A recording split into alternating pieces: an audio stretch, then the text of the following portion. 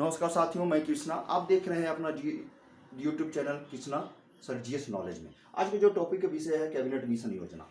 तो cabinet mission योजना क्यों आई साथियों? इसमें ऐसा है कि प्रथम विश्व युद्ध तो पहले हुई थी, द्वितीय विश्व युद्ध की समाप्ति हो चुकी थी और द्वितीय विश्व युद्ध की समाप्ति के बाद ब्रिटेन में चुनाव हुआ और चुनाव के संदर्भ में वहाँ पर जो चर्चिल की सरकार थी वो हार जाती है और उदारवादी पार्टी की जो क्लेमेंट एटली अपना सरकार बनाती है। क्लेमेंट एटली ने कहा था कि मेरी सरकार बनेगी तो मैं भारत को स्वतंत्र करा दूंगा। इसी संदर्भ में क्लेमेंट एटली ने भारत में हो रही राजनीतिक गतिविधियों को संवैधानिक सुधार के लिए उन्होंने कहा कि मैं एक कैबिनेट मिशन योजना प्लान करता हूं और इसे भेजूंगा भारत में। इसी के संदर्भ में उन्होंने एक कैबिनेट मिशन भारत भेजने का प्लान किया और इसी के तहत आप देखेंगे 24 मार्च 1946 ईस्वी को कैबिनेट मिशन 3 सदस्यीय जो था वो दिल्ली पहुंचती है। और ये 3 सदस्य कौन थे साथियों? तो आप देखते हैं सर स्टेफोर्ड क्रिप्स, एबीजे ग्रिंडर और सर पैथिक लॉरेंस। तो सर पैथिक लॉरेंस की अध्यक्षता में कैबिनेट मिशन योजना आई और ये भारत सचिव थे। और सर स्टेफोर्ड क्रिप्स कौन थे? तो ये व्यापार बोर्ड के अध्यक्ष थे। और एबी अलेक्जेंडर कौन थे? ये नौसेना प्रमुख थे। अब इन्होंने क्या किया कि 16 मई 1946 ईस्वी को एक योजना प्रस्तुत किया जिस कैबिनेट मिशन योजना के तहत अब इसमें बोला गया भारत में एक अखिल भारतीय संघ का गठन किया जाएगा।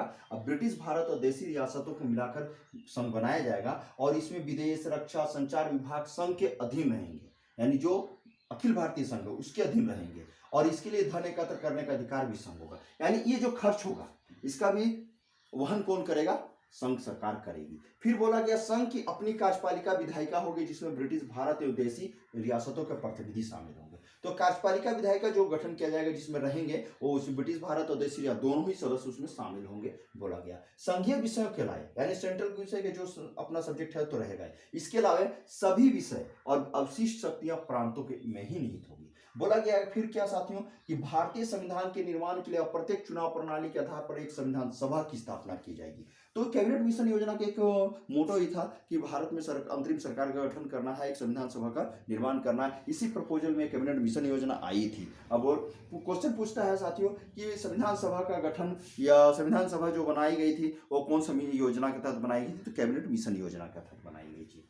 फिर बोला गया साथियों सामान्यतः 10 लाख की जनसंख्या में संविधान सभा में एक सदस्य होंगे और प्रांतों को संविधान सभा में प्रतिनिधित्व जनसंख्या के आधार पर दिया जाएगा। बोला 10 लाख की आबादी पे एक संविधान सभा के सदस्य होंगे, ठीक है। और प्रांत में कैसे संविधान होगा? संविधान के अंतर्गत सदस्यों का जो नेतृत्व करने के अधिकार होगी तो जनसंख्या के आधार पर होगी। फिर बोला गया साथियों कैबिनेट मिशन योजना के तहत कि एक अंतरिम सरकार का गठन किया जाएगा जो भारत में शासन करेगी। अंग्रेजों के रहते ही वो शासन करते रहेंगे जब तक कि अपना संविधान हो, जब तक से सारा प्रक्रिया पूर्ण नहीं हो जाती है। तो उन्होंने क्या कहा कि एक अंतरिम सरकार गठन किया जाएगा और इस अंतरिम सरकार में आप देखेंगे भारत के सभी प्रमुख राजनीतिक दलों का समर्थन होना आवश्यक है।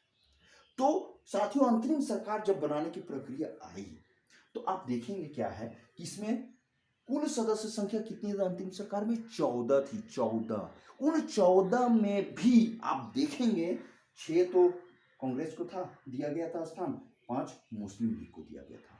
सोचिए 25% आबादी होने के बावजूद भी 5 स्थान दिया गया है किसको? मुस्लिम लीग को। फिर भारतीय, ईसाई, सिख, पारसी इन सबको एक एक सदस्य, ठीक है साथियों। इस तरह कैबिनेट मिशन योजना है। इस कैबिनेट मिशन योजना में बोला गया कि पाकिस्तान के मांग की उन्होंने अस्वीकार कर दिया। किसने? इस कैबिनेट मिशन योजना में मुस्लिम लीग के जीना बौखला गया, बोला कि नहीं हमें पाकिस्तान चाहिए। और उन्होंने कैबिनेट मिशन योजना को इसलिए अस्वीकार कर दिया क्योंकि इसे पाकिस्तान की मांग को यहां पर उल्लेखित नहीं किया गया था। कांग्रेस ना चाहते हुए भी बोला कि उस समय के लिए इससे बेहतर विकल्प कुछ नहीं है, इसलिए उन्होंने अंतरिम इस सरकार बनाने के लिए इस कैबिनेट मिशन योजना को उन्होंने स्वीकार किया और सरकार में भागीदारी अपना दिखाई। तत्पश्चात ना चाहते हुए भी 26 जून 1946 ईस्वी को अब मुस्लिम लीग भी इस सरकार में शामिल होती है, लेकिन कुछ दिनों के बाद और फिर सरकार से त्यागपत्र दे देती है। और साथियों देखेंगे कि 16 अगस्त 1946 ईस्वी को सीधी कार्रवाई दिवस की घोषणा करती है, डायरेक्ट एक्शन डे। और यह direct action day Mohammad Ali Jinnah ने कहा कि सांप्रदायिक दंगा छिड़ने की बात कही और इस तरह हिंदू मुसलमान में सांप्रदायिक दंगा छिड़ गई।